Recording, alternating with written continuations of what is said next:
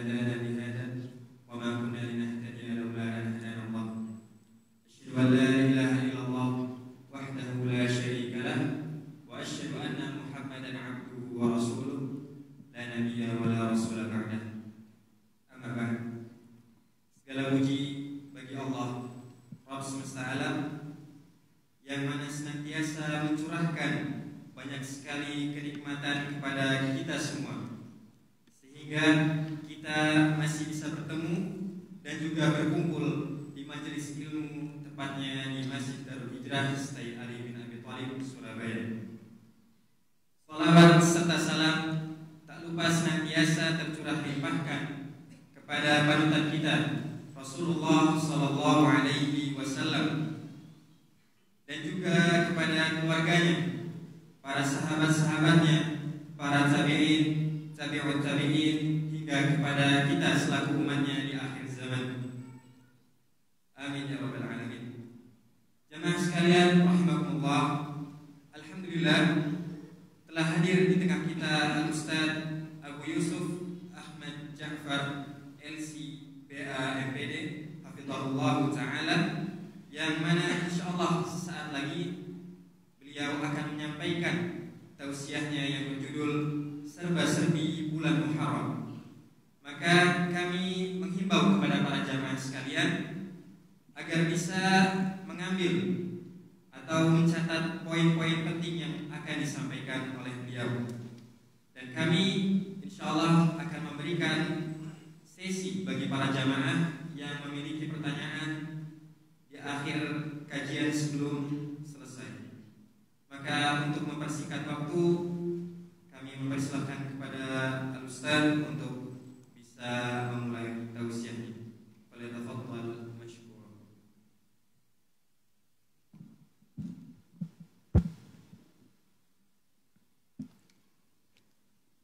Bismillahirrahmanirrahim. Assalamualaikum warahmatullahi wabarakatuh. Innal hamdalillah nahmaduhu wa nasta'inuhu wa nastaghfiruh wa na'udzu billahi ta'ala min shururi anfusina wa min sayyiati a'malina. May yahdihillahu fala mudilla lahu wa may yudlilhu fala hadiya lahu. Asyhadu an la ilaha illallah wahdahu la syarika lah wa asyhadu anna Muhammadan abduhu wa rasuluh. Qala Allah subhanahu wa ta'ala, ya ayyuhalladzina amanu taqullaha haqqa tuqatih wa la tamutunna illa wa antum muslimun. Alhamdulillah, kita bersyukur kepada Allah Rabbuna tabaraka wa ta'ala yang telah memberikan kesempatan kepada kita pada pagi hari ini, di hari Ahad, untuk bisa duduk di majelis ilmu, mendengarkan qala Allah wa qala Rasul sallallahu alaihi wasallam. Semoga waktu yang kita upayakan, yang kita usahakan pada hari ini, pada waktu ini, diberikan keberkahan oleh Allah Subhanahu wa taala sehingga menjadi amal saleh yang akan memberatkan timbangan amalan kita nanti pada hari kiamat.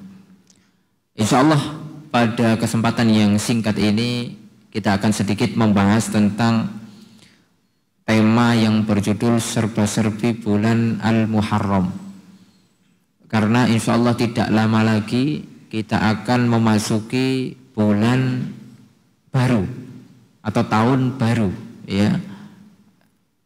Sekarang sudah tanggal berapa? 26 apa? Dzulhijjah. Sekarang sudah tanggal 26 Dzulhijjah, berarti kurang lebih ya 3 hari atau 4 hari lagi, ya, itu sudah tanggal 1 Muharram. Karena bulan Hijriyah itu, ya, atau Qamariyah itu hanya antara 2 saja, 29 sama berapa? 30, nggak ada 31, ya, nggak ada. Kalau Masehi ada 31, ya. Ma'asyiral muslimin rahimani wa rahimakumullah. Insyaallah pembahasan kita mengkerucut pada 4 poin.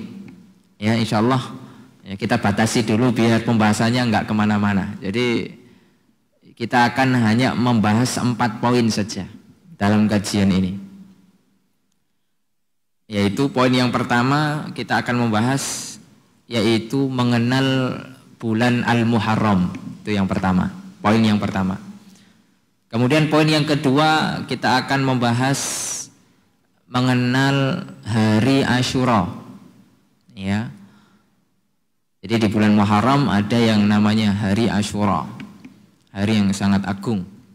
Kemudian yang ketiga, penyimpangan di bulan Muharram. Ya, penyimpangan di bulan Muharram atau hari Asyura secara khusus. Itu poin yang ketiga. Kemudian poin yang keempat, hal-hal yang disyariatkan untuk kita lakukan di bulan Muharram atau pada hari Asyura secara khusus. Ya, itu 4 poin yang akan menjadi pembahasan kita selama kajian ini berlangsung insyaallah ta'ala. Poin yang pertama, kita mengenal bulan Allah Subhanahu wa ta'ala, Syahrullah Al-Muharram. Ya, jadi bulan Muharram itu dikenal dengan Syahrullah, bulannya Allah Subhanahu wa ta'ala. Dari poin pertama ada beberapa pembahasan ya. Pembahasan yang pertama bahwasanya bulan Muharram adalah bulan pertama ya pada bulan apa?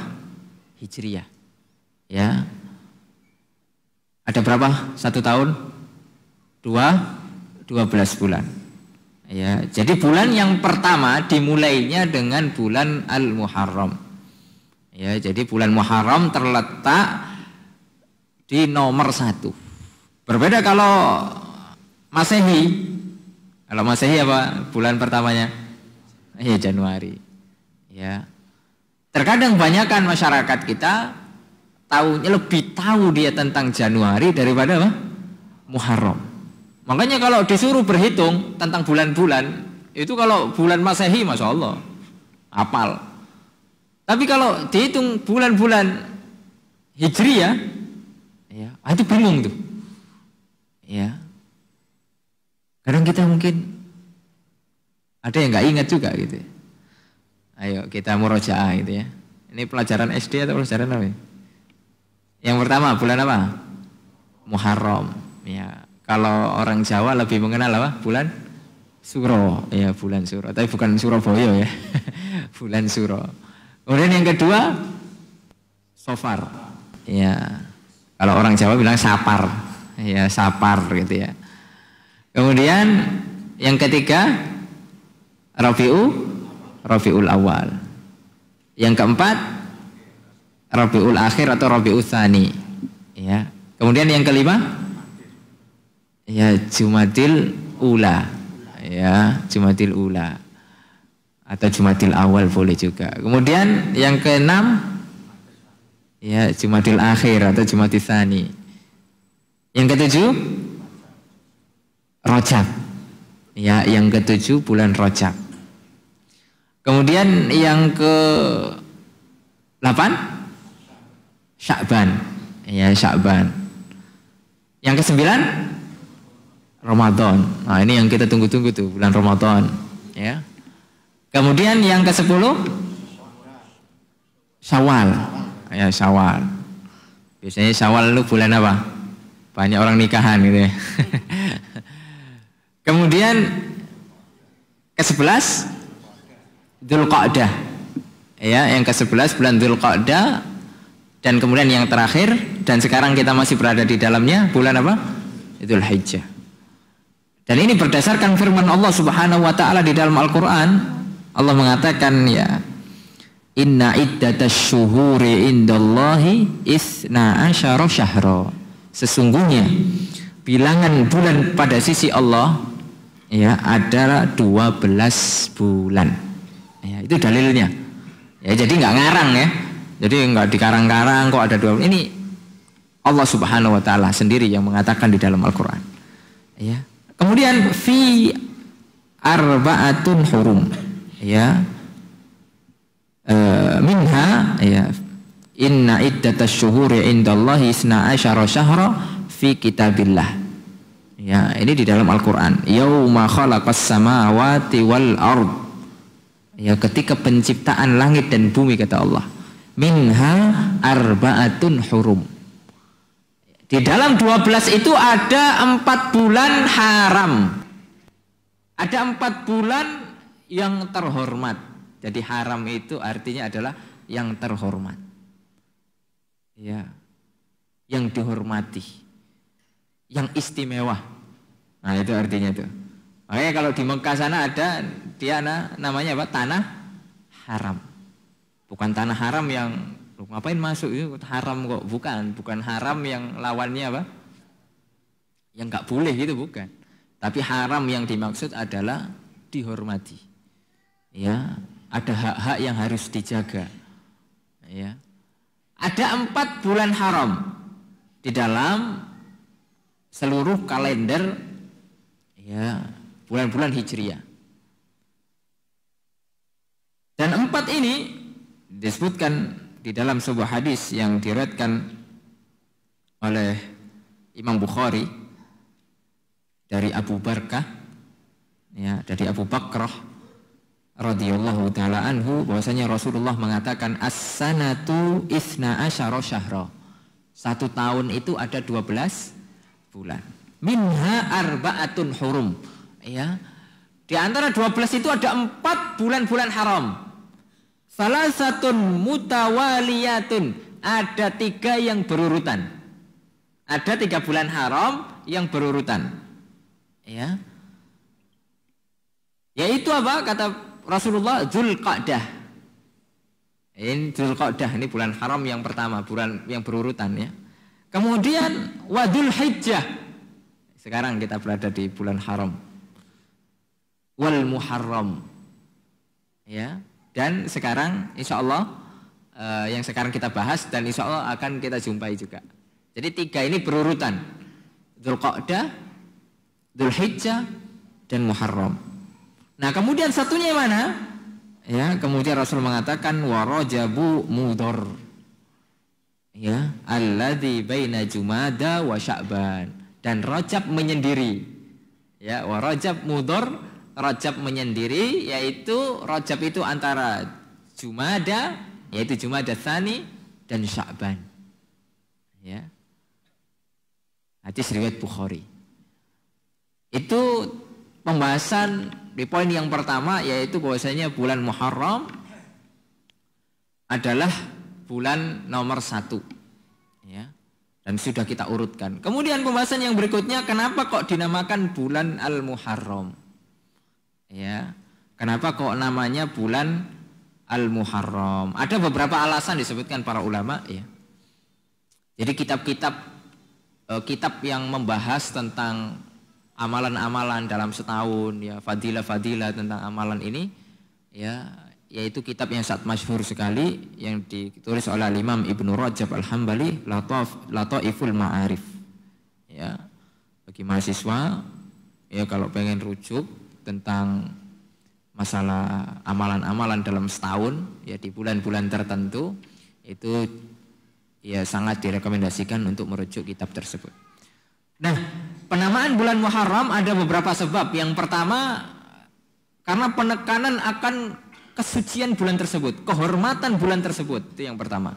Makanya dinamakan Al-Muharram, bulan yang terhormat, gitu ya. Itu yang pertama.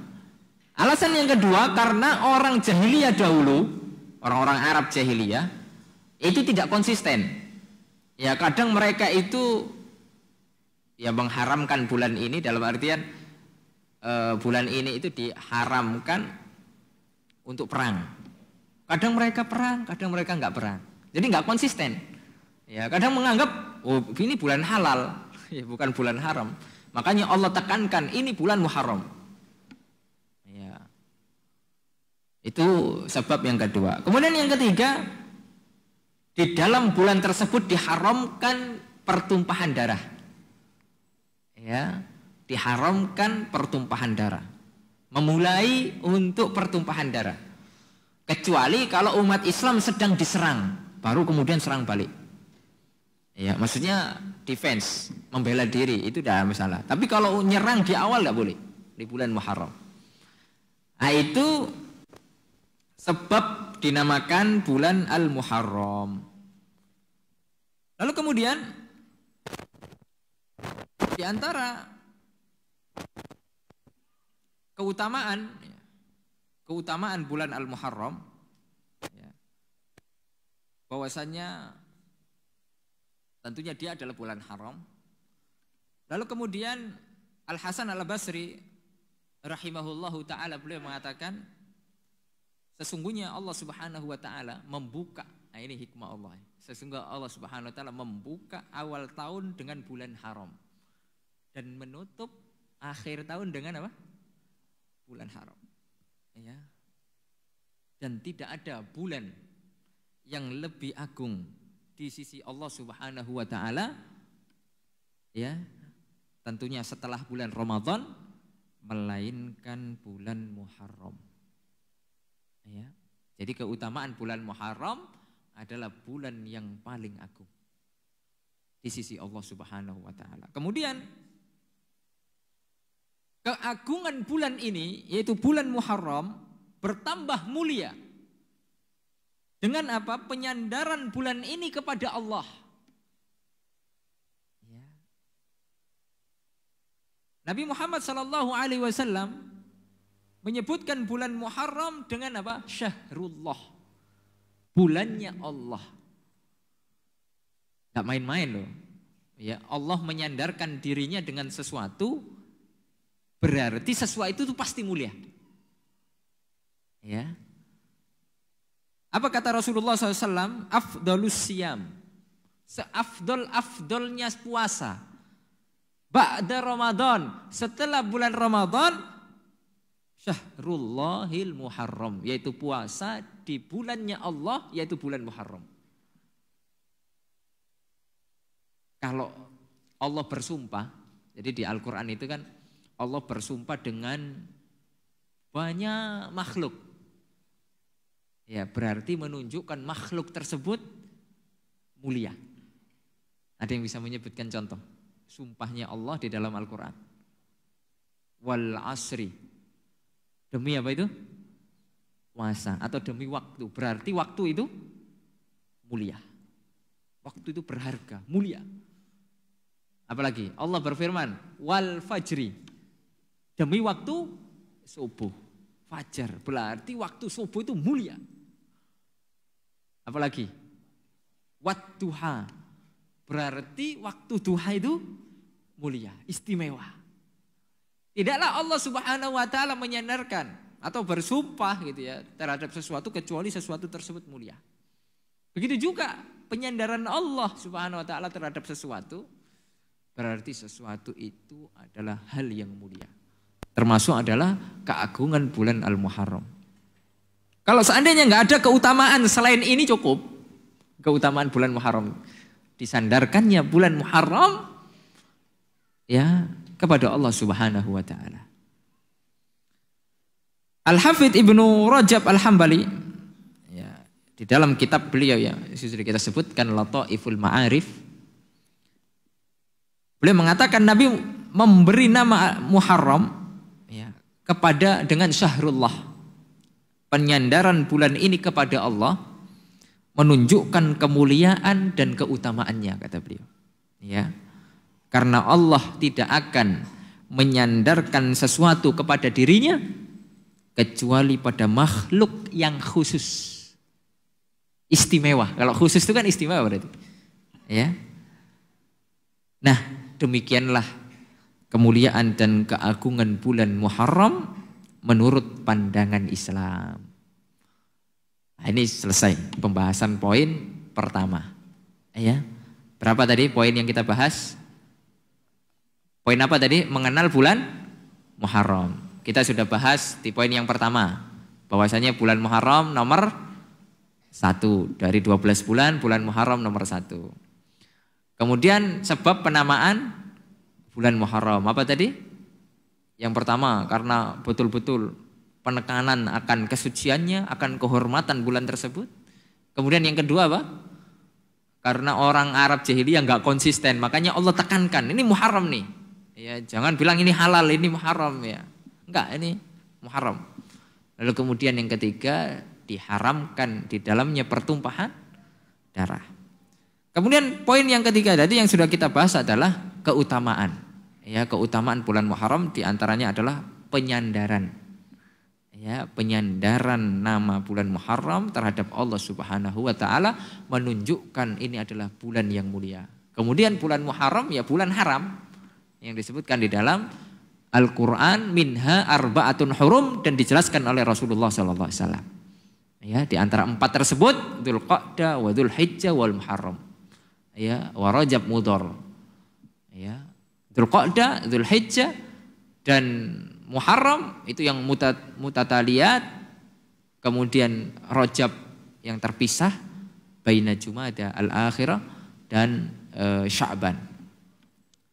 Kemudian pembahasan yang kedua, ya, pembahasan yang kedua yaitu mengenal hari Asyura, ya, mengenal hari karena di dalam bulan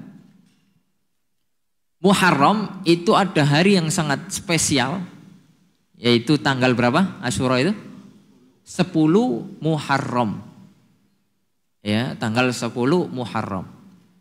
Nah, kita akan lebih detail membahas masalah ini. Dan ini adalah hari yang mulia di dalam hari-hari Islam gitu ya. Menyimpan sejarah yang mendalam. Ya, menyimpan sejarah yang mendalam ya tentunya nggak bisa umat Islam melupakan sejarah tersebut. Ibnu Abbas radhiyallahu taala anhu mengatakan ketika Nabi Muhammad sallallahu alaihi wasallam tiba di kota Madinah, ya, tiba dari mana? Tiba dari Mekah, ya. Dan kemudian Nabi Muhammad SAW mendapati orang-orang Yahudi sedang berpuasa Asyura. Ya, jadi orang Yahudi sedang berpuasa apa? Asyura. Jadi jangan kalah Pak sama Yahudi Pak. Ya. Yahudi aja puasa dia. Puasa Asyura. Masa kita muslim tidak puasa? Ya. Kemudian Nabi bertanya kepada orang-orang Yahudi tersebut. Ya. Apa? Puasa apa? Kalian ini puasa apa? Maka mereka menjawab, hari ini adalah hari yang baik. Ini keyakinan Yahudi. Hari baik gimana maksudnya? Ya, yaitu hari di mana Allah Subhanahu wa taala telah menyelamatkan Bani Israel dari kejaran musuhnya. Dari kejaran siapa? Fir'aun. Ya. Maka Nabi Musa berpuasa sebagai bentuk rasa syukurnya kepada Allah Subhanahu wa taala. Dan kami pun ikut berpuasa orang-orang Yahudi. Ya, maka Rasulullah Shallallahu alaihi wasallam mengatakan kami lebih berhak terhadap Nabi Musa daripada kalian. Kenapa? Karena orang Yahudi itu hanya klaim saja. Ya. Orang Yahudi itu tahu tuh. Ya, tahu ilmunya. Tahu tentang Nabi Muhammad seperti mereka mengetahui anak-anak mereka. Ya. Akan tapi mereka tidak beriman kepada Allah karena gengsi. Makanya Allah Subhanahu wa taala murka. Sebagaimana di dalam surat Al-Fatihah, ghairil maghdubi alaihim waladhdallin. Ya. Al-maghdub itu adalah tafsiran para ulama ahli tafsir adalah orang-orang Yahud. Mereka tahu ilmunya tapi tidak mau mengamalkan. Nah, makanya jangan sampai kita ya meniru atau tasyabuh dengan orang-orang Yahudi. Tahu ilmu tidak mau ngamalin. Nah, ini bahaya. Umat Islam itu wasat, tengah-tengah. Ya, berilmu dan beramal. Adapun orang-orang Nasrani yang mereka itu sesat, menyimpang. Mereka semangat beramal tapi tidak ada ilmunya. Oleh karenanya di dalam kaidah besar agama Islam ya disebutkan oleh para ulama dan ini harus menjadi prinsip kehidupan kita, setiap beramal harus dengan ilmu. Makanya Imam Al-Bukhari sampai membawakan suatu bab khusus ya, al-ilmu qablal qauli wal amal. Di dalam Zubat Ibnu Ruslan juga mengatakan wa kullu man bi ghairi ilmin ya'malu a'maluhu mardudatun la tuqbalu. Setiap orang beramal tanpa ilmu maka amalannya ditolak, tidak akan diterima oleh Allah Subhanahu wa taala. Begitu agungnya ilmu di dalam Islam. Ya. Oleh karenanya ma'asyiral muslimin rahimani wa rahimakumullah. Kembali lagi kepada sabda Nabi Muhammad sallallahu alaihi wasallam, kami lebih berhak atas Nabi Musa daripada kalian karena kalian itu hanya klaim tidak mengikuti Nabi Musa secara utuh, secara benar. Ya, kalau seandainya kalian mengikuti Nabi Musa secara benar akan beriman kepada Rasulullah. Ya, buktinya mereka sudah beriman kepada Rasulullah. Akhirnya Nabi Muhammad sallallahu alaihi wasallam berpuasa dan kemudian memerintahkan manusia untuk berpuasa. Ya, jadi puasa Asyura itu sudah pernah dilakukan oleh Rasulullah sallallahu alaihi wasallam. Ya, dan Nabi Muhammad SAW berpuasa Asyura itu ada 4 fase. Ya, jadi Nabi Muhammad SAW itu berpuasa Asyura itu ada 4 fase. Yang pertama, beliau berpuasa di Mekah. Ya, berpuasa di Mekah, akan tapi tidak memerintahkan manusia untuk berpuasa. Jadi beliau berpuasa sendiri. Ya. Sebagaimana penuturan Ibunda Aisyah radhiyallahu taala anha, dahulu orang-orang Quraisy berpuasa Asyura di masa jahiliyah dan Nabi pun berpuasa Asyura karena Nabi hidup di lingkungan orang-orang Quraisy. Karena puasa itu kebaikan dan Nabi suka kebaikan. Ya. Kalau keburukan Nabi tidak ikut, tidak mau. Ya, fitrahnya suka kebaikan.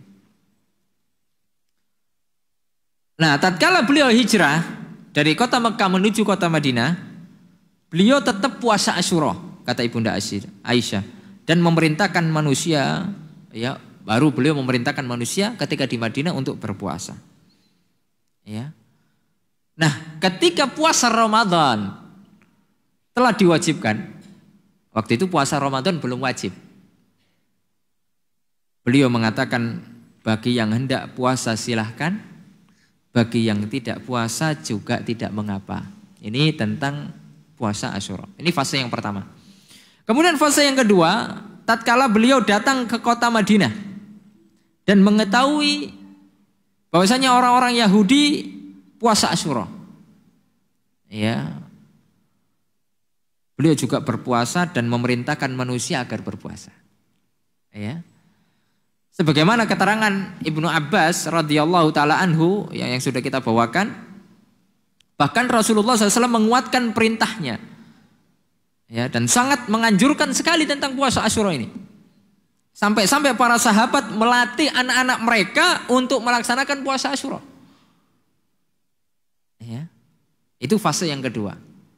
Jadi fase yang pertama Nabi di Mekah sudah puasa, ya, tapi beliau tidak memerintahkan umatnya untuk berpuasa. Kemudian fase yang kedua beliau hijrah, ya, beliau melihat orang Yahudi puasa, beliau berpuasa juga memerintahkan dan bahkan sangat menekankan. Ketika di Mekah beliau juga sempat memerintahkan tapi tidak menekankan. Ya. Kemudian fase yang ketiga, setelah diturunkannya kewajiban puasa Ramadan, ya, beliau alaihi salatu wassalam tidak lagi memerintahkan para sahabatnya untuk berpuasa Asyura. Ya, yang puasa silahkan dan juga tidak mau melarang.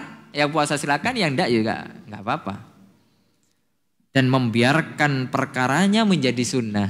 Makanya puasa Asyura enggak wajib secara hukum, ya, tapi sunnah, ya, dianjurkan. Lalu kemudian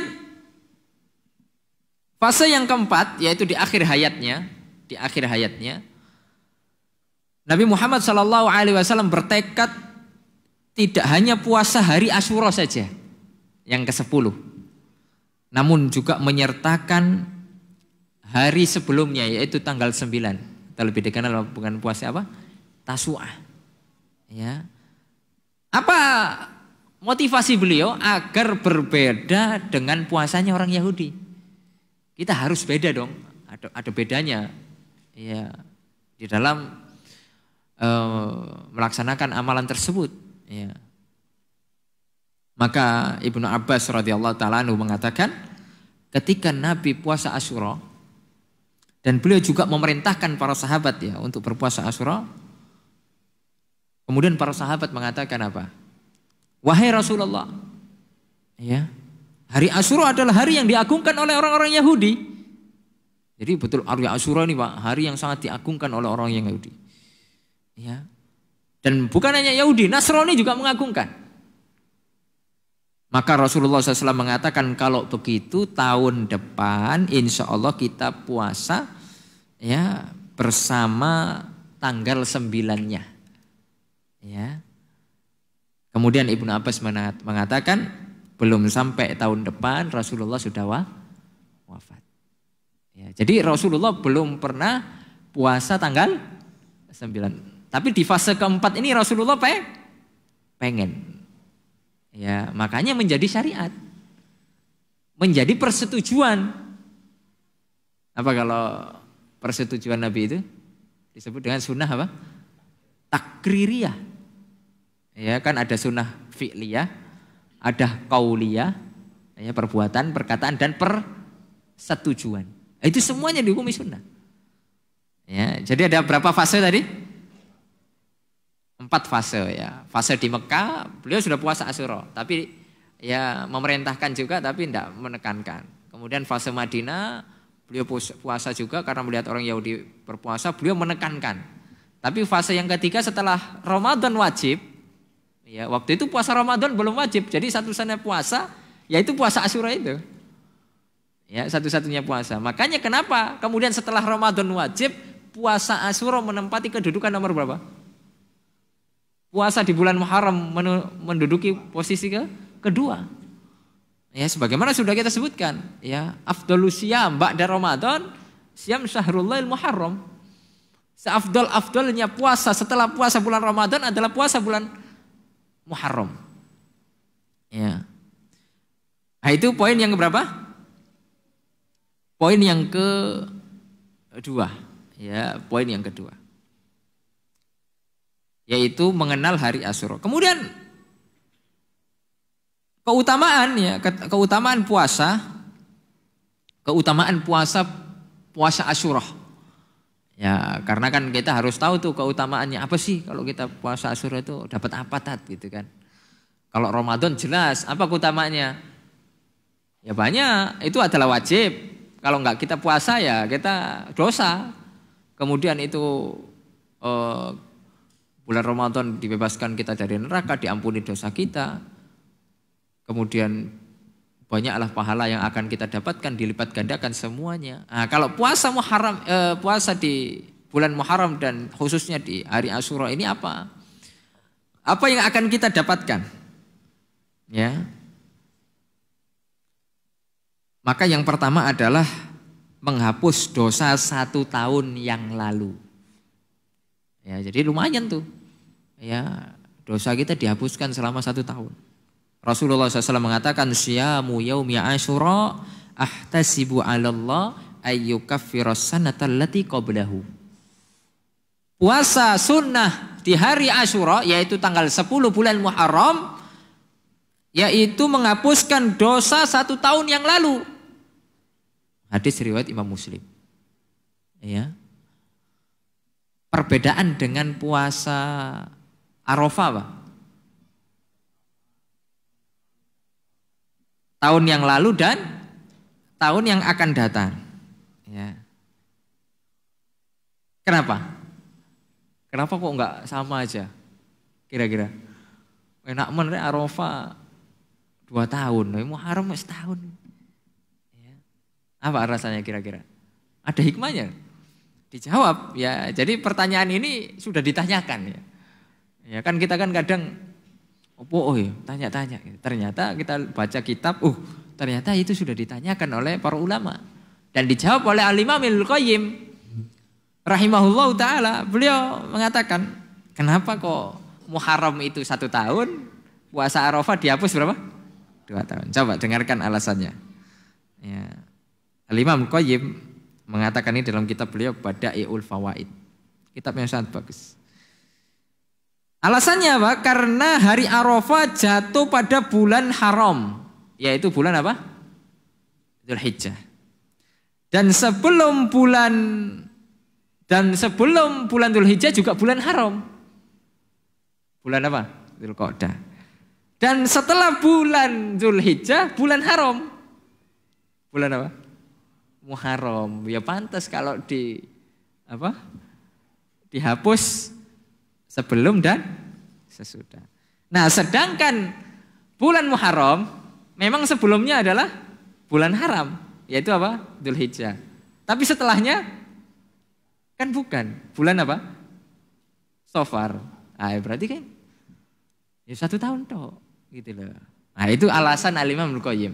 Ya, lihat. Nah, itu cerdas beliau itu.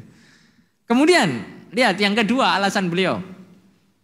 Ya, jadi kenapa kok puasa Arafah itu menghapuskan dosa 2 tahun sebelum dan sesudah? Karena diapit dengan 2 bulan haram. Ya, sedangkan bulan Muharram kan nggak diapit 2 bulan haram, hanya 1 saja, yaitu sebelumnya. Adapun setelahnya kan enggak. Makanya dia hanya menghapuskan 1 tahun sebelumnya, bukan sesudahnya. Ya, karena sesudahnya bukan bulan haram lagi. Kemudian yang kedua alasannya, kata Imam Ibnu Qayyim, puasa Arafah termasuk kekhususan umat Islam. Karena Yahudi nggak puasa Arafah, Pak. Ada nggak Yahudi puasa Arafah? Nggak ada. Yahudi nggak puasa Arafah, Nasrani nggak puasa Arafah. Jadi menjadi khusus dia. Berbeda dengan puasa Asyura. Ya. Nah, kemudian Allah Subhanahu wa taala, alasan yang berikutnya, Allah Subhanahu wa taala melipat gandakan pahala puasa Arafah dengan berkah dari Nabi Muhammad sallallahu alaihi wasallam. Ya. Bahkan ya dulu saking utamanya, jadi kita kembali lagi tentang keutamaan puasa Asyura, saking utamanya para ulama salaf itu sampai betul-betul menjaga puasa Asyura ini walaupun mereka safar. Ya, padahal kalau safar kan yang wajib aja kita boleh batal ya, apalagi yang sunnah gitu loh. Yang wajib aja boleh batal, apalagi yang sunnah. Lebih boleh lagi gitu loh.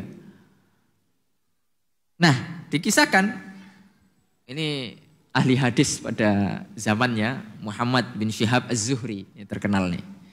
Ya, Muhammad bin Syihab Az-Zuhri. Semua ilmu hadis ya itu kembalinya kepada Muhammad bin Syihab Az-Zuhri. Beliau ketika itu dalam perjalanan ya, safar. Lalu beliau tetap puasa Asyura pas kebetulan tanggal 10 bulan Muharram. Tapi beliau tetap puasa Asyura. Akhirnya beliau ditanya lah, beliau ulama besar.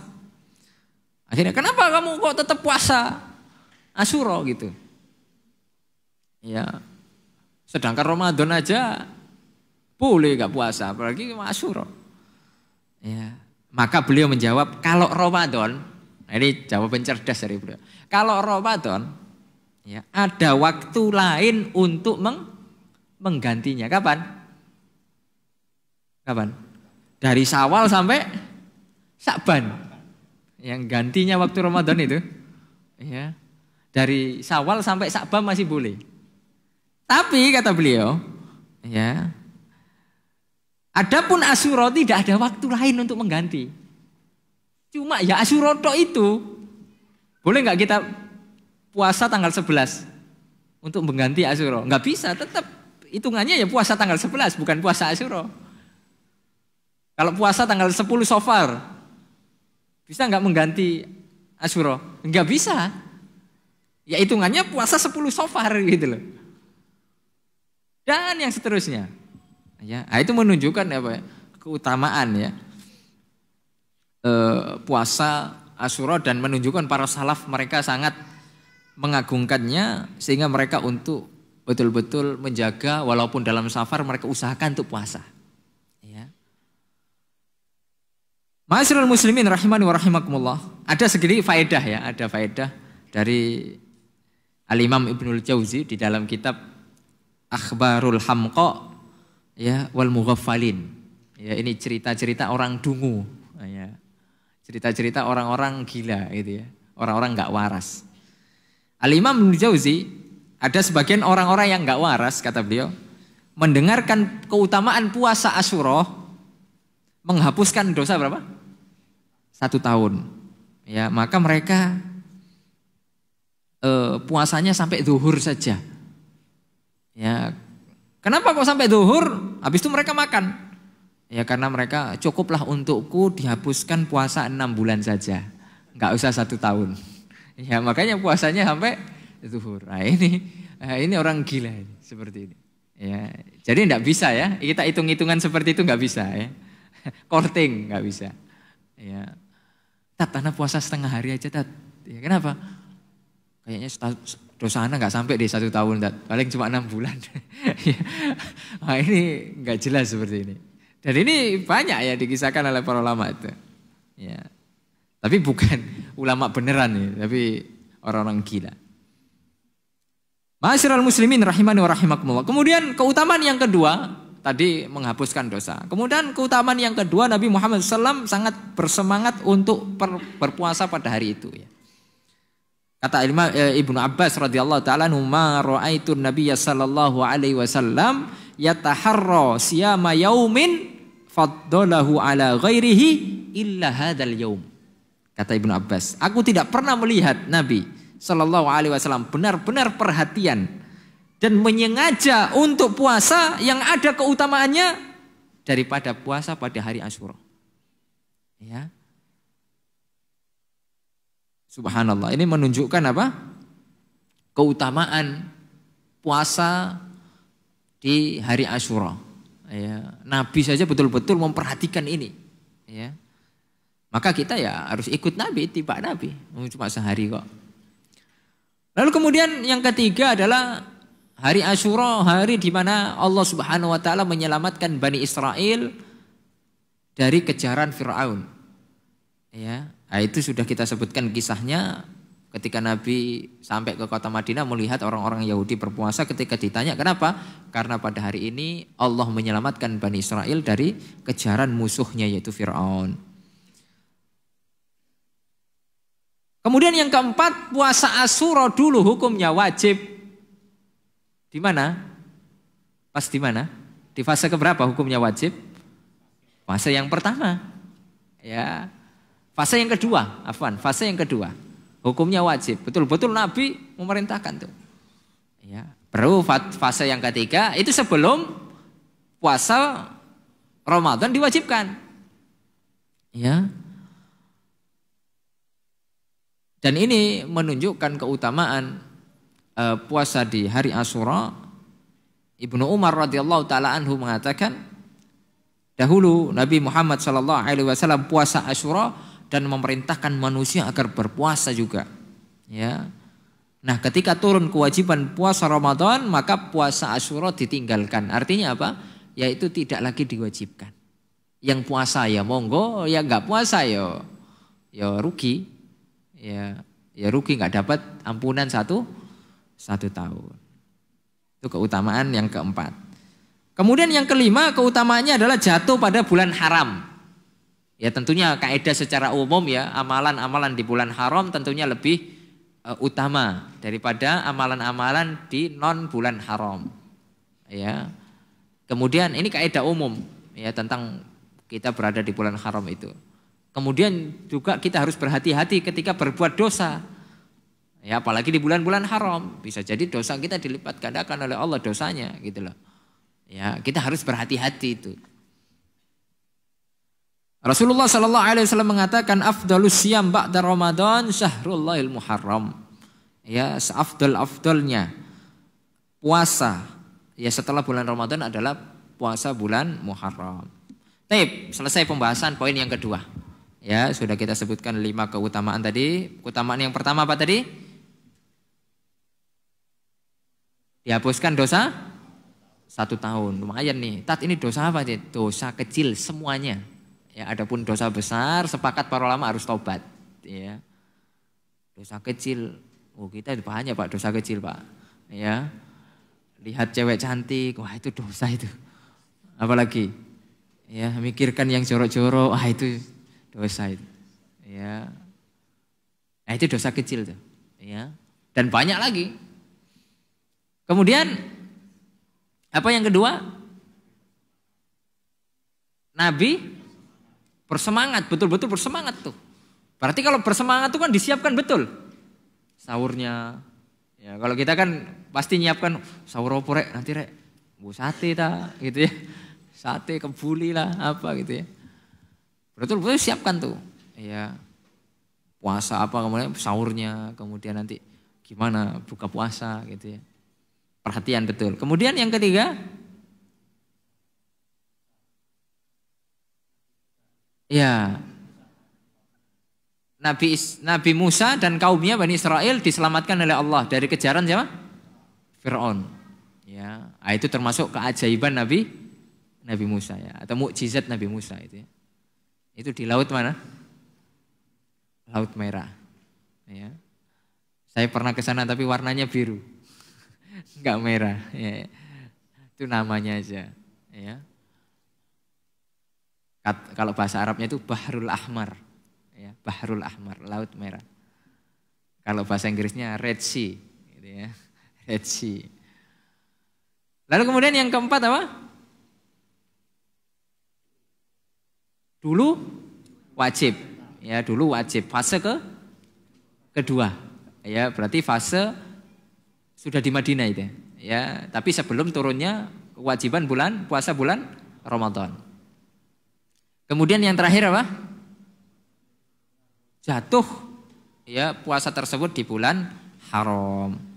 Lalu kemudian ma'asyiral muslimin, pembahasan poin yang ketiga yaitu tentang penyimpangan yang ada di bulan Muharram. Ada enggak penyimpangan-penyimpangan? Ternyata ada. Makanya ini perlu kita bahas. Ya, ternyata bulan Muharram ini sebagian orang menganggap ini bulan keramat.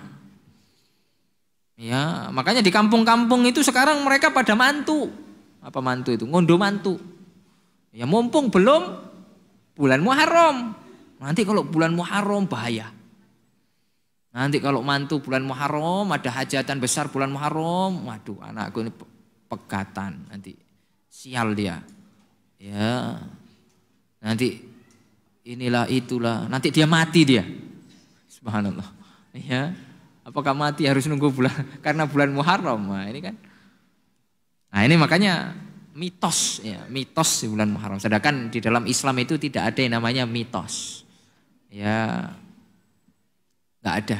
Ya, tatoyur itu enggak ada. Semua bulan baik. Ya, semua bulan baik, ya. Ataupun ada musibah, kemalangan, ya itu sudah takdir dari Allah Subhanahu wa taala. Enggak terkait dengan bulan-bulan tertentu. Ya. Jangan dikait-kaitkan apa yang tidak dikait-kaitkan oleh syariat. Dan sudah menjadi keyakinan sebagian masyarakat terutama di Jawa, mohon maaf, ya. Yaitu bahwasanya bulan Muharram atau bulan Syura itu dalam istilah Jawa itu keramat. Ya, keramat itu kan ya apa sih, angker gitu ya. Angker gitu. Kok seolah-olah ini serem nih, bulan yang serem nih. Jangan pokoknya bulan Muharram macam-macam. Ya, hati-hati itu, mati. Hati macam-macam mati. Ya. Ya. Iya, pokoknya macam-macam hati-hati ya mati. Ya. Kalau antum minta nikah ya sama orang tua antum, "Bu, sudah kebelet ini, sudah nikah ini. Ya, enggak bisa lagi ditahan ini." Ya. Enggak boleh mantu. Ya. Mati ya men nanti kalau menikah bulan Muharram. Nanti cerai nanti. Ya enggak tahan lama nanti. Ya, rumah tangganya enggak bertahan lama nanti. Nah, ini kan mitos. Ya, ternyata Masya Allah ya, keyakinan itu ternyata mengakar gitu. Ya, terutama alhamdulillah kalau kita sudah ngaji, Insya Allah lah. Ya, justru kalau bisa antum yang sudah ngaji itu menantu kalau bisa bulan Muharram, guys. Ya, untuk apa? Menangkal mitos itu gitu loh. Ya, ternyata juga ada apa-apa, biasa aja.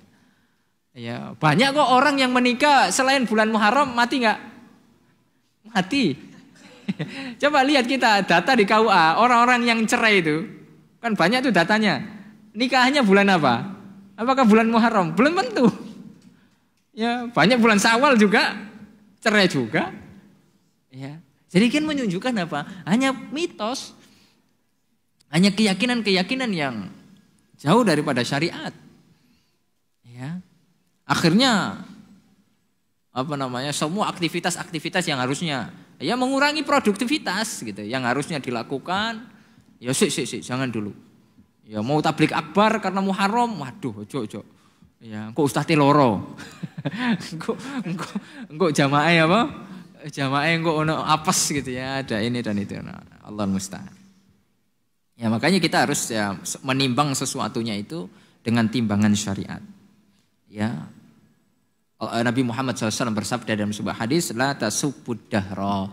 Jangan kalian mencela waktu, fa innallaha huwad dahra, karena Allah lah yang menciptakan waktu. Di antara waktu adalah bulan tersebut. Ya, jangan anggap bulan Muharram ini bulan keramat penuh dengan kesialan, penuh dengan keangkeran, jangan. Ya. Takutnya kita mencela Allah Subhanahu wa taala.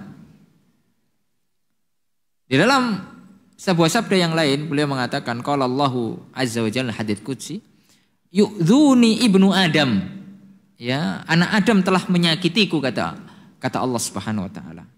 Yasubbud dahra, mereka mencela waktu. Wa ana dahru, sedangkan akulah yang menciptakan waktu, kata Allah. Biyadiyal amru, dan semua perkara itu ada pada tanganku. Uqallibul laila wan nahar, aku yang membolak-balikkan siang dan malam. Kata Allah Subhanahu wa taala. Hari, ingat, hari, bulan, tahun yang Allah ciptakan semuanya baik. Tidak ada hari sial, tidak ada bulan sial, tidak ada tahun sial. Kalau kita mendapatkan musibah di hari tersebut, di hari tertentu, di bulan tertentu, di tahun tertentu, itu sudah ketetapan dari Allah Subhanahu wa taala. Ya, jangan dikait-kaitkan. Apalagi sekarang nanti dikait-kaitkan kalau nikah itu sama apa itu zodiak. Ya, nanti kalau Gemini sama Gemunu nggak cocok. Nah, ini nanti apa? Ini nggak cocok ini, bakal nggak bertahan lama gitu. Nah, itu kan mitos semuanya. Ya, datang ke orang pintar tuh, ya nyari hari, cari hari.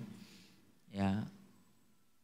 Kalau orang pintarnya benar, ya kalau ada orang datang seperti itu, wah ini Ustaz, anak saya mau menikah, Ustaz, carikan hari yang bagus. Ya, besok hari yang bagus, lebih cepat lebih bagus gitu loh. Biar apa, menghindari fitnah segala macam. Ya, karena kebaikan itu harus disegerakan. Fastabiqul khairat. Ya, kalau orang yang nggak ngerti kan dihitung-hitung tuh. Ini wetonnya berapa? Ayo samain wetonnya berapa? Tahu nggak? Ana juga nggak tahu wetonnya berapa, nanti ini ditambah itu.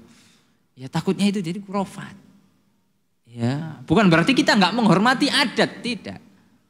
Ya, adat itu dijunjung tinggi oleh syariat jika tidak bertentangan dengan syariat. Jika menyelisih syariat maka adat harus tunduk sama syariat. Ya, jadi begitu. Ya, apalagi terus masalah-masalah nanti dan ini takutnya jatuh ke dalam kesyirikan. Meyakini ada kekuatan lain selain daripada kekuatan Allah ya Azza wa Jalla. Ya, menentukan ini apes, ini tidak apes. Padahal itu adalah hak prerogatif Allah Subhanahu wa taala. Ya, yang menentukan orang takdir itu semuanya Allah Subhanahu wa taala. Ya, bukan karena waktu ini, waktu itu gitu ya. Nah, jadi itu penyimpangan yang pertama, yaitu mitos ya di bulan Muharram ini dianggap bulan keramat atau bulan sial. Sedangkan Rasulullah Shallallahu Alaihi Wasallam bersabda, at-tiyaratu syirkun, yaitu menganggap sial sesuatu yang tidak dianggap sial oleh syariat adalah kesyirikan. Ya, kenapa antum kok nggak jadi keluar? Waduh, tanggal piro iki? Waduh nggak cocok. Ini kalau anak keluar hari ini mati. Ya, jadi kayak gitu. Ya, lihat dulu, lihat awannya. Ini condong kemana awannya nih? Ya, oh arah Madura sana awannya. Berarti anak nggak boleh ke Madura. Kalau ke Madura kejatuhan awan nanti. Jadi banyak mitos-mitos yang lain. Ya, udah Bismillah. Kalau mau keluar ada hajat Bismillah. Ya. Tawakal sama Allah. Ya, berdoa. Ya, bawa bekal. Udah, jalan aja udah.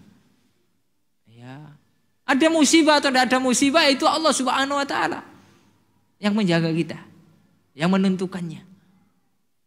Ya. Kecuali kalau penelitian itu ilmiah. Ya, ada datanya misalnya ada peringatan dari BMKG misalnya, karena itu memang hitungannya ilmiah.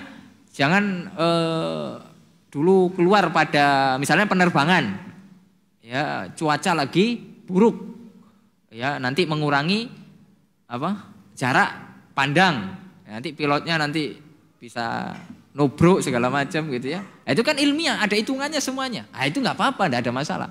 Tapi kalau tidak ada hitungan ilmiahnya, hanya sekedar mitos segala macam, itu yang menjadi muskilah, dan itu yang menjadi tiaro itu tadi, ya tatoyur, ya. Dan kita kan banyak sekarang tatoyur. Kalau cecak jatuh itu apa tandanya? Sial gitu ya. Waduh, ya. Jadi kalau di rumah kita ada cecak, gak boleh jatuh. Ya kita ini aja kasih kasih kandang aja biar nggak jatuh gitu ya. Kalau ada kupu-kupu, mau ada apa? Mau ada tamu, masya Allah. Ya, perasaan di beberapa tempat tuh kupu-kupunya banyak, gak ono blas tamunya. Nanti akhirnya di restoran dikasih apa? Kupu-kupu banyak, ya biar banyak yang beli. Ternyata sepi, nggak ada apa-apa. Jadi itu intinya kembali lagi kepada hal-hal yang mitos gitu ya, maka itu tidak benar ya. Ma'asyiral muslimin rahimani wa rahimakumullah. Jadi kemudian juga orang-orang Syiah itu orang-orang adat ya, orang-orang adat meyakini itu keramat sehingga gak boleh hajatan, gak boleh ini, gak boleh itu semua tidak benar. Kemudian orang-orang Syiah ya menganggap hari Asyura ini adalah hari ratapan. Ya, hari apa? Ratapan. Hari ratapan. Menjadi menganggap ini adalah hari yang sial. Ya. Makanya mereka akhirnya apa? Memukuli diri-diri mereka. Ya, karena hari ini adalah kematian Husain ya bin Ali radhiyallahu taala anhumah. Ya, dan ini adalah perbuatan bid'ah. Ya, yang yaitu adalah perkara baru dalam syariat yang tidak ada contohnya dari Rasulullah SAW dan para sahabatnya. Ya, sedangkan agama kita ini sudah sempurna. Allah SWT berfirman, Al-yawma akmaltu lakum dinakum wa atmamtu alaikum ni'mati wa raditu lakumul Islam madina. Hari ini telah aku sempurnakan untukmu agamamu. Ya, dan Islam sudah cukup bagimu. Ya, dan Allah redho terhadap agama Islam ini. Ya, udah nggak usah bikin-bikin yang lain. Islam sudah sempurna, nggak usah macam-macam. Ya, Islam sudah sempurna, nggak usah macam-macam. Nah, konsekuensi berbuat bid'ah ini berat. Ya, makanya bid'ah ini termasuk dosa besar. Ya, karena dia akan menjadikan tandingan bagi Allah Subhanahu Wa Taala, menuduh Nabi khianat, ya, menuduh Nabi jahil, menyembunyikan ilmu dan lain sebagainya.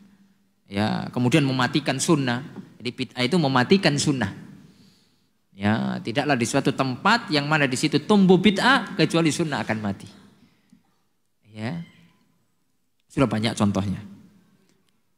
Ma'asyiral muslimin rahimani wa rahimakumullah. Itu yang pertama tadi ya, apa itu? Keyakinan bulan Muharram bulan keramat, sehingga bulan sial gitu ya. Itu yang pertama, mitos-mitosnya. Kemudian yang kedua, di antara penyimpangan-penyimpangan mengkhususkan ada doa awal tahun, akhir tahun. Ya, bareng-bareng tuh. Makanya Syekh Bakar bin Abu Zaid, ya, beliau mengatakan tidak ada dalam syariat sedikit pun doa atau zikir ya untuk awal tahun. Ya, manusia zaman sekarang ini banyak membuat bid'ah. Ya memang niatnya baik. Ya agar orang-orang itu mengingat Allah di awal tahun, di akhir tahun, ya. Mungkin niatnya baik. Ya tapi akhirnya kemudian membuat doa, zikir, ya atau kemudian tukar-menukar ucapan selamat kata beliau. Demikian juga mengkhususkan puasa pada tahun baru. Ya.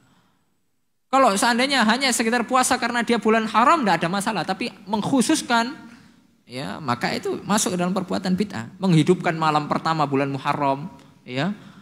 Yang mana itu tidak dianjurkan di dalam syariat, ya, dengan sholat khusus, zikir khusus, doa khusus, ya, ataupun dengan puasa akhir tahun mengkhususkan, ya. Ini kembali lagi kepada mengkhususkan itu. Ya, kalau seandainya tidak mengkhususkan, kita memang sudah terbiasa puasa, kita sudah biasa zikir, doa, dan tidak ada pengkhususan sama sekali, ya silakan kita masing-masing. Ya, dengan doa yang umum. Lalu kemudian seperti peringatan tahun baru Hijriah, bikin peringatan gitu ya. Ya. Kemudian puasa awal tahun Hijriah. Ya. Ini termasuk bid'ah yang mungkar, mengkhususkan ya. Termasuk juga akhir tahun. Khususkan puasa khusus. Kenapa kamu puasa? Oh, ini akhir tahun ini. Kita ada puasa khusus. Ada puasa ini ya. Dan itu dalilnya hadis palsu. Man shoma akhir yaumi min Dzulhijjah wa awwal yaumin minal Muharram faqad khatama as-sanatal madiyah bi shaumin wa iftataha as-sanata mustaqbalah bi shaumin ja'alallahu lahu kaffaratan 50 sanah. Barang siapa yang puasa akhir tahun dan awal tahun, maka ya dia Allah akan menghapuskan dosanya selama 50 tahun. Bayangkan tuh. Hadis palsu tuh kayak gitu tuh. Lah ini yang puasa Asyura yang jelas cuma setahun. Lah ini puasa akhir tahun, awal tahun 50, Pak. Diskonane wakil. Ya, memang akhirnya laris, Pak. Ya, orang akhirnya ketika sudah fokus puasa sini, akhirnya puasa yang Asyura yang jelas syariat, maka ditinggalkan. Nah, itulah bid'ah mematikan sunnah. Lalu kemudian menghidupkan malam pertama bulan Muharram ya, mengkhususkannya, atau menghidupkan malam hari Asyura, mengkhususkannya. Itu semuanya, atau sholat Asyura khusus. Sholat Asyura, bayangkan tuh, gimana caranya itu sholat Asyura? Ya anak aja juga enggak tahu. Yaitu apa? Sholat yang dikerjakan di waktu zuhur dan asar. 4 rakaat. Setiap rakaat membaca Al-Fatihah sekali, kemudian membaca ayat kursi 10 kali, Qul huwallahu ahad 10 kali, Al-Falaq dan An-Nas 5 kali. Waduh, gimana ngitungnya itu, Pak? Apabila selesai salam, istighfar 70 kali. Ya, orang-orang yang menganjurkan sholat ini dasarnya adalah sebuah hadis palsu. Ya, dan memang banyak. Kemudian doa khusus di hari Asyura, ya. Kemudian memperingati kematian Husain. Nah, itu semua adalah bid'ah yang mungkar, yang atau peringatan hari sukacita. Jadi ada orang yang melihat orang Syiah itu bersedih, maka dia pengen memberantas pemahaman Syiah, akhirnya dia bikin bid'ah baru, yaitu hari sukacita.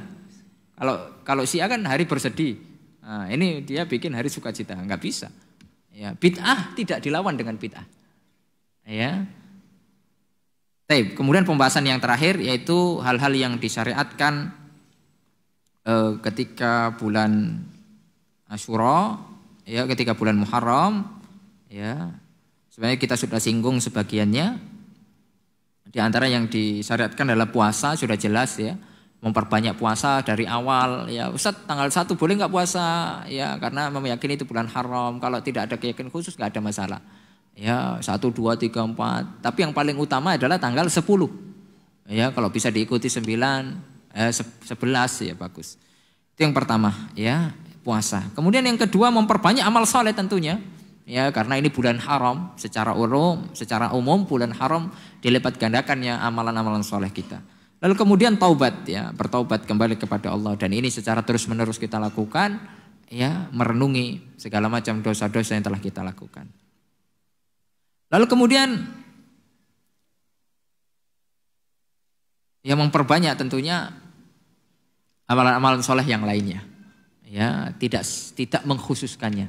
Jadi itu saja amalan-amalan yang dianjurkan pada bulan Muharram. Yang paling besarnya tadi adalah puasa. Semoga Allah Subhanahu wa taala mengampuni dosa kita, menjadikan kita ini menghadapi setiap momen gitu ya, setiap kegiatan yaitu dengan ilmu, bukan hanya dengan semangat semata, bukan hanya dengan euforia, tapi tanpa ilmu, sehingga potensi merusak tatanan Islam yang sudah utuh ini, ya, menjadi hal-hal yang baru di dalam agama Islam, dan itu hakikatnya adalah merusak, mematikan sunnah itu sendiri. Barakallahu fikum, semoga yang sedikit ini bermanfaat. Ya, kalau mungkin ada yang ditanyakan silakan. Kalau tidak ada mungkin sayang bertanya, ini ada beberapa hadiah. Bertanya. Oke.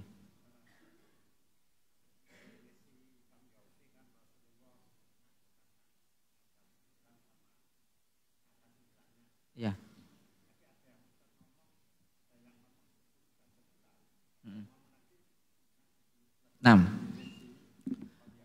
Ya.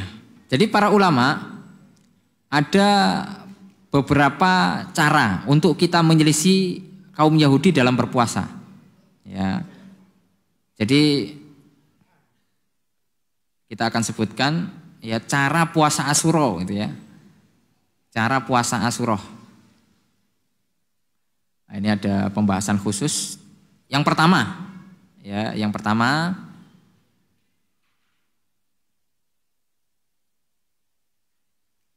cara yang pertama adalah puasa tanggal 9, ini sudah disepakati ya, 9, 10 ya. Itu cara yang pertama. Kemudian yang kedua,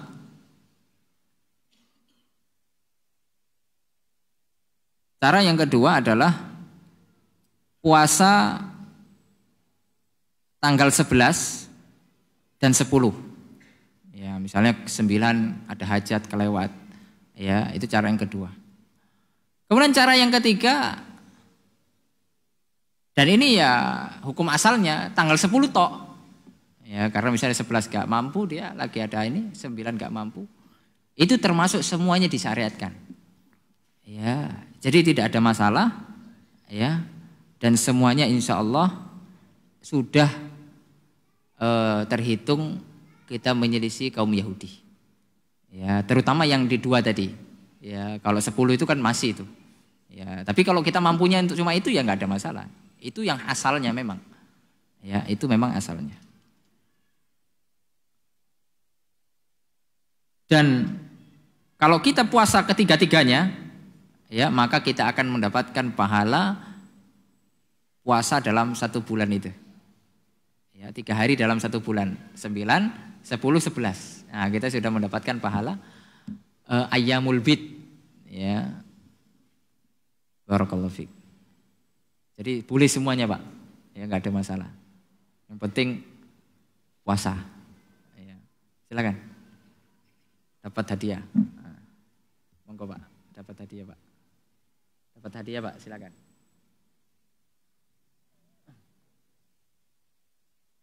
Silakan.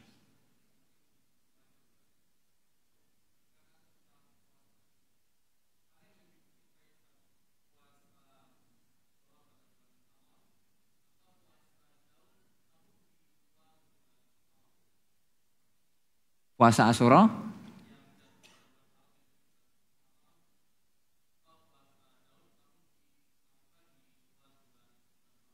Ya, jadi itu sesuatu yang apa ya?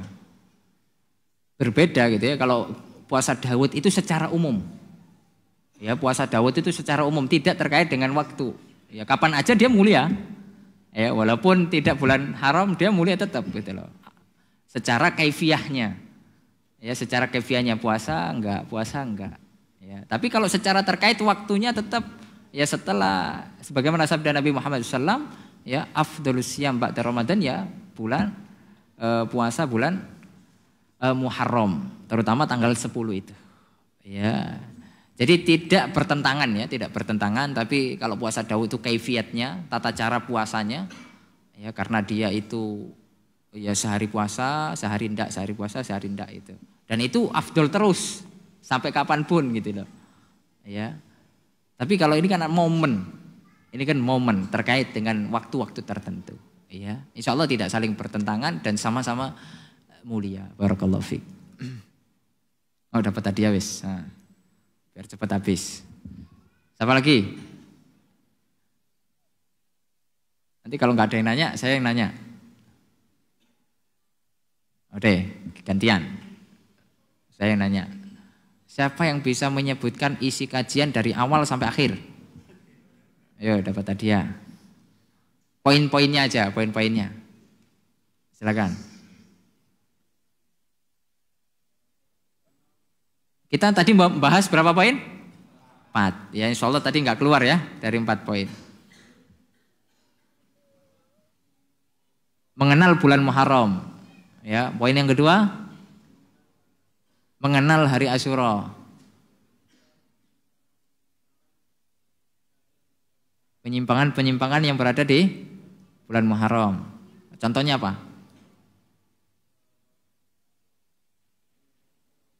Yang dilakukan oleh Syiah. Ya, mereka itu sampai apa? Hari duka cita, melukai. Ya makanya antum enak, enggak Syiah wis, enggak sakit. Ya kalau antum jadi Syiah susah tuh. Orang Syiah itu sebenarnya susah kalau udah tanggal 10 itu wis loro kabeh. Ya ini hari loro kabeh iki. Ya, subhanallah. Terus apa lagi? Hal-hal yang disyariatkan contohnya berpuasa, ya. Masya Allah, barakallahu fiik. Silakan. Siapa yang bisa menyebutkan ya, amalan-amalan yang menyimpang ya, di bulan Muharram tadi? Apa saja? Silakan.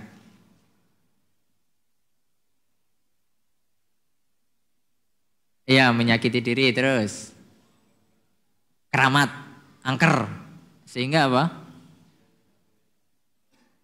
Menikah, hajatan gitu ya. Kalau udah pengen nikah gimana? Nunggu 1 bulan lama. Terus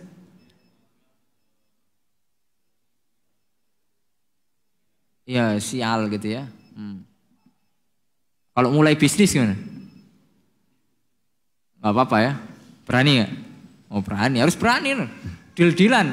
Bulan Muharram, gak apa-apa. Deal-dealan wis, bismillah. Ya. Loh, kok proyeknya berhenti tengah jalan? Ya takdir Allah sudah. Udah jalan aja bismillah sudah. Ya asalkan sudah diperhitungkan, sudah ya intinya sudah matang semuanya. Kalau sudah tinggal deal udah. Gak usah nunggu 1 bulan lagi. Terus apa lagi? Ya, mengkhususkan. Ya, mengkhususkan. Tadi berapa keutamanya kalau puasa awal tahun akhir tahun? 50 tahun, oh enak ya. Arafah aja cuma berapa? 2 tahun. Nah itu ciri hadis palsu ya. Ciri hadis palsu itu gitu tuh. Ya ngawur. Nentukan ininya ngawur. Nah, cukup ya. Baik. Silakan. Siapa yang bisa melengkapi yang kurang? Emang kurang apa tadi? Terakhir nih hadiahnya. Peringatan tahun baru, oncoran, merconan ya. Apalagi? Pawai. Gak apa-apa. Nah, daripada orkesan, dangdutan, ayo. Ya mending. Ya, enggak ada yang mending ya. Dalam syariat itu enggak ada yang mending-mending. Ya sama-sama ya enggak mending itu. Ya kalau menyelisih syariat semua enggak ada yang mending. Apalagi puasa khusus. Ya di awal dan akhir tahun terus. Enggak khusus gitu ya. Kalau kita doa Rabbana atina fid dunya hasanah, enggak mau khususkan boleh enggak? Boleh. Ya. Jadi jangan pahami ketika kita mengatakan ini, itu nanti melarang doa itu, bahaya dia itu. Ya, enggak gitu loh. Ya, kemudian melarang puasa enggak ada. Ya. Jangan sampai kita jadi ahli bid'ah itu yang suka motong-motong tuh. Ya. Enggak ada kita melarang doa, cuma kita menekankan pada pengkhususan itu loh. Kemudian ada keutamaan tertentu padahal tidak ada sama sekali dalam syariat. Itu yang kita ingkari. Itu yang tidak dibolehkan. Ya. Terus apa lagi? Udah. Wis enggak apa-apa wis. Sudah adzan nih. Aman ya.